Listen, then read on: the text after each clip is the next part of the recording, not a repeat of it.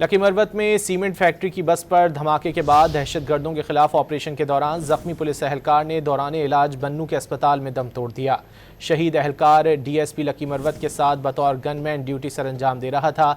बस धमाके के बाद दहशतगर्दों के खिलाफ ऑपरेशन में 2 दहशतगर्द हलाक हो गए थे।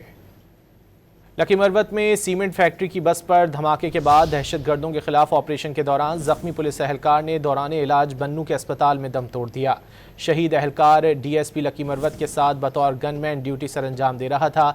बस धमाके के बाद दहशतगर्दों के खिलाफ ऑपरेशन में 2 दहशतगर्द हलाक हो गए थे। लकी मरवत में सीमेंट फैक्ट्री की बस पर धमाके के बाद दहशतगर्दों के खिलाफ ऑपरेशन के दौरान जख्मी पुलिस एहलकार ने दौरान इलाज बन्नू के अस्पताल में दम तोड़ दिया। शहीद एहलकार डीएसपी लकी मरवत के साथ बतौर गनमैन ड्यूटी सर अंजाम दे रहा था। बस धमाके के बाद दहशतगर्दों के खिलाफ ऑपरेशन में 2 दहशतगर्द हलाक हो गए थे। लकी मरवत में सीमेंट फैक्ट्री की बस पर धमाके के बाद दहशतगर्दों के खिलाफ ऑपरेशन के दौरान जख्मी पुलिस एहलकार ने दौरान इलाज बन्नू के अस्पताल में दम तोड़ दिया। शहीद एहलकार डीएसपी लकी मरवत के साथ बतौर गनमैन ड्यूटी सर अंजाम दे रहा था।